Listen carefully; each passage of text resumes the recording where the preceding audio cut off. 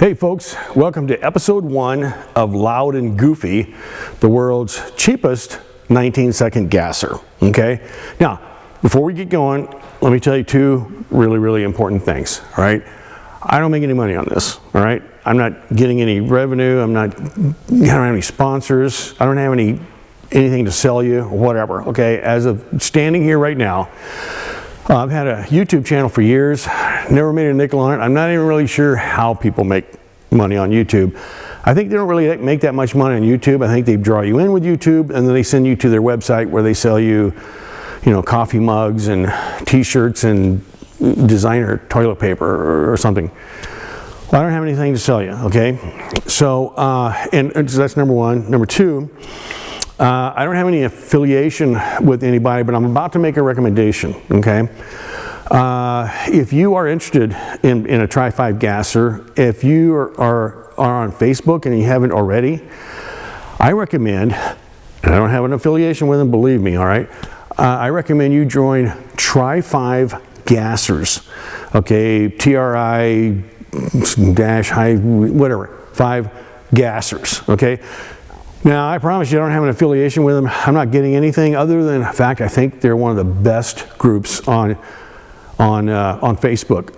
That being said, I very politely asked if I could put videos like this, just informational videos, just fun videos on there. And I actually got a tactless, vain, almost threat from the admin.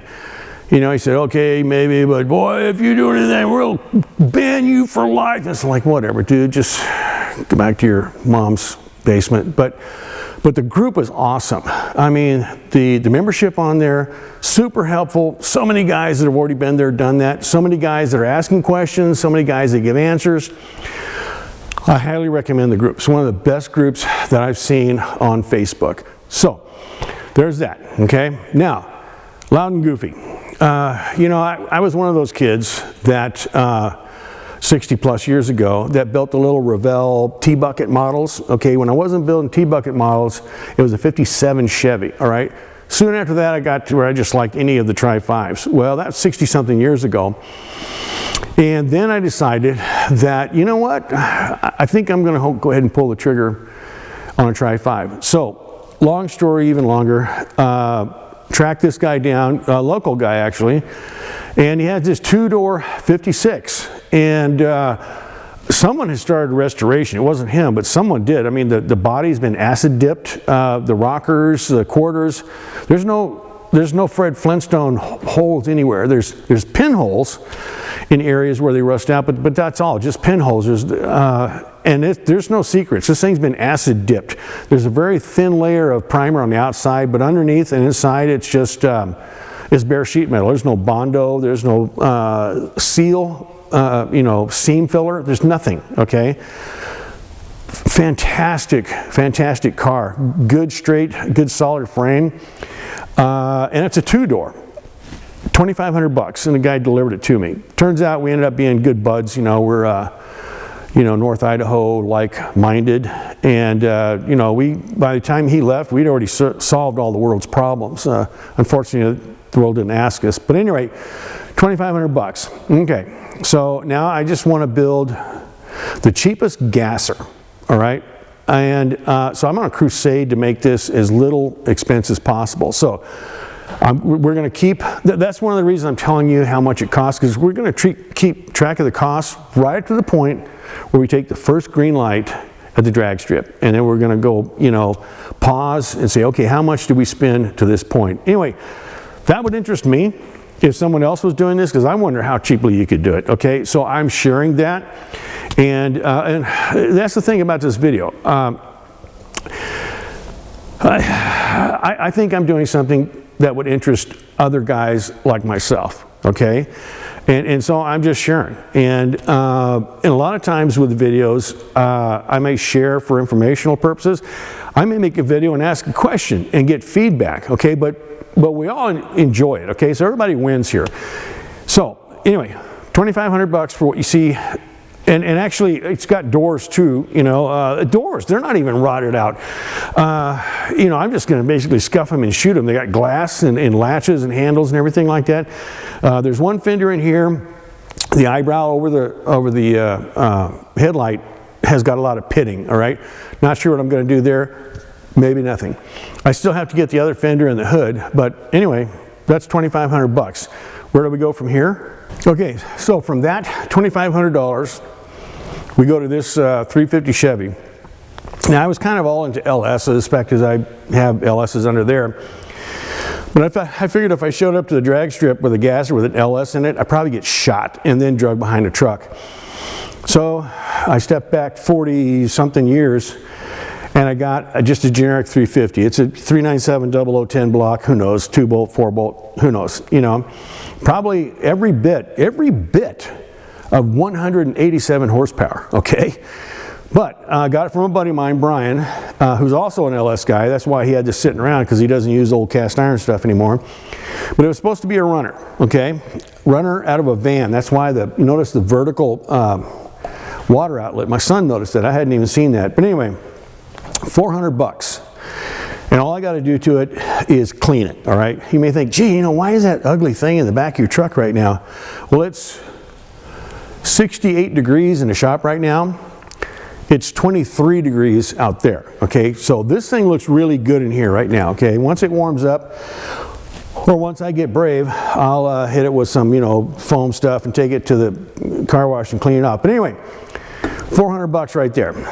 So now that puts us up to $2,900, right? Okay, where do we go from here? So here is a period correct bell housing for like a Tri-Five Chevy, okay? It has the shock mount ears on the, it's cast iron bell housing, has the mount ears on the bell housing. And I was doing what a man should never do, and that is I was surfing Facebook Marketplace.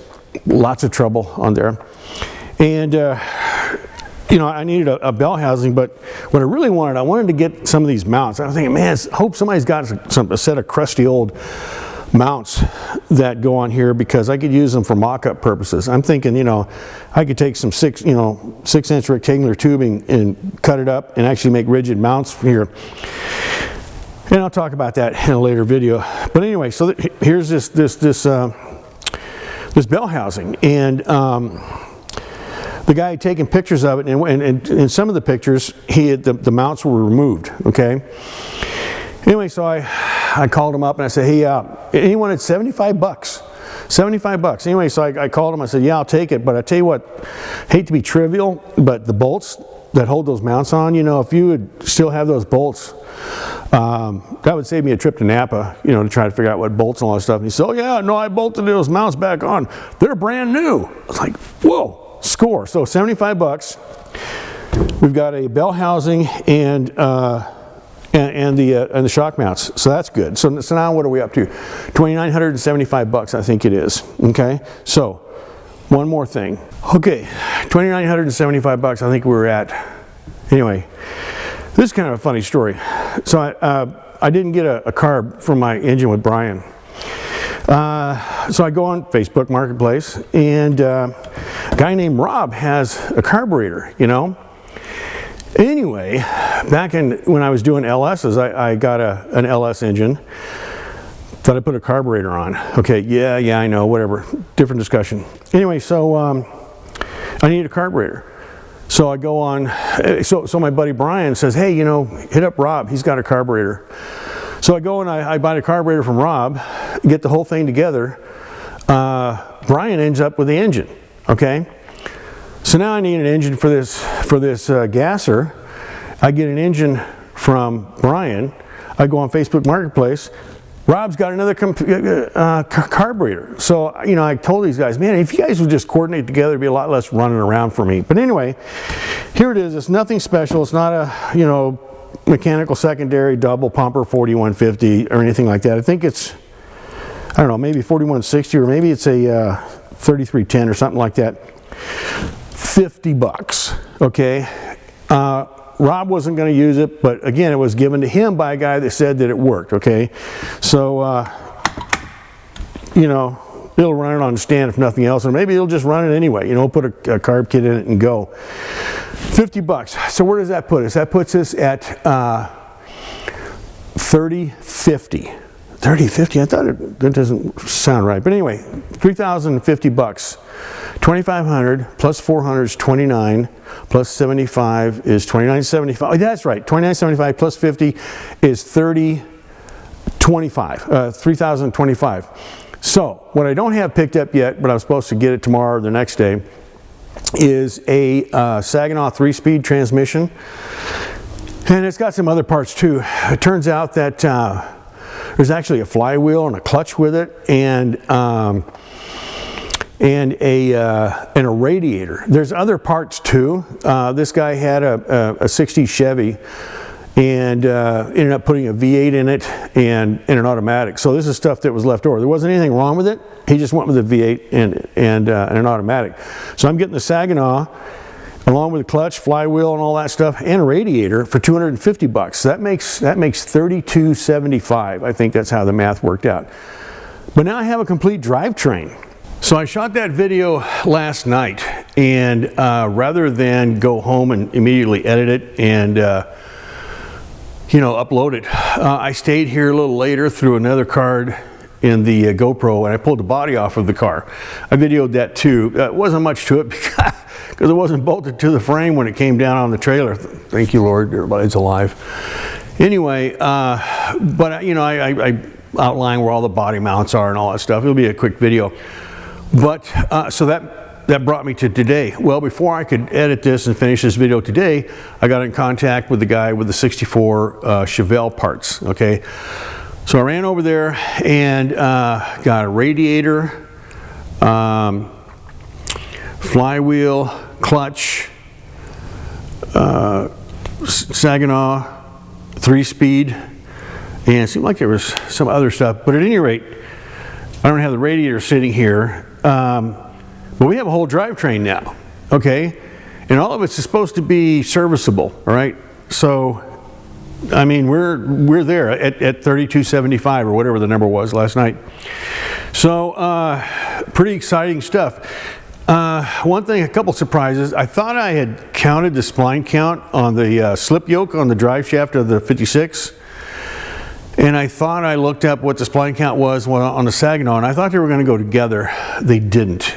Either I'm off. Maybe one's 27, one's 28, or maybe somehow there's a different pitch to the grooves they're in, or the splines. But either way, I can't get the slip yoke onto this transmission. Okay, the slip yoke could be a 56. The transmission is a 64.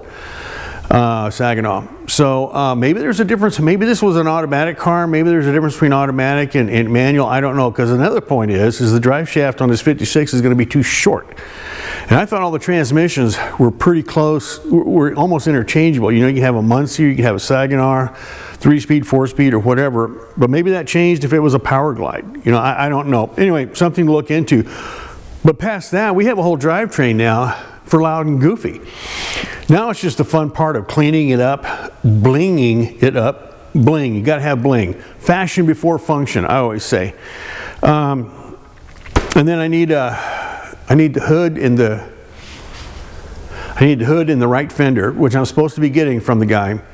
And you know, then paint the body, throw a cheap eBay fuel cell in it, and in a battery, and just run wires with inline fuses and toggle switches, put a seat and pedals in it, and we're going to be driving down the road. Okay, so pretty cool, pretty exciting.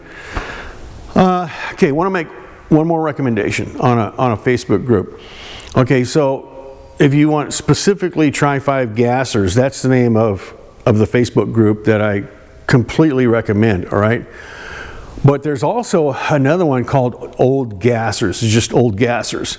And that brings in everything, including Tri-Fives. Okay, there's tons of Tri-Five guys on there, but there's Ford guys, there's guys with Bitch and Willie's Coupe gassers, Anglias, all that stuff, all the good stuff.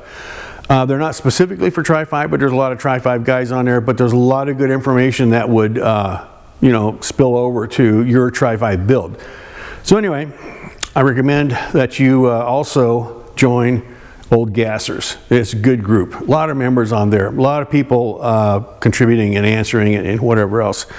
Okay, finally, that's it for episode 1, we'll call it, the intro of Loud and Goofy, the world's cheapest 19-second gasser. So hope you liked it. And you know what? If you build one, I hope you make videos. I want to see your videos. All right. This is everybody wins here. Nobody's losing. It's all sharing and you know, contribution. So contribution in the form of information. Anyway, hope you enjoyed it. See you on episode 2. So this is the first installment. I just want to get everybody level set. This is going to be a gasser build, but not right now.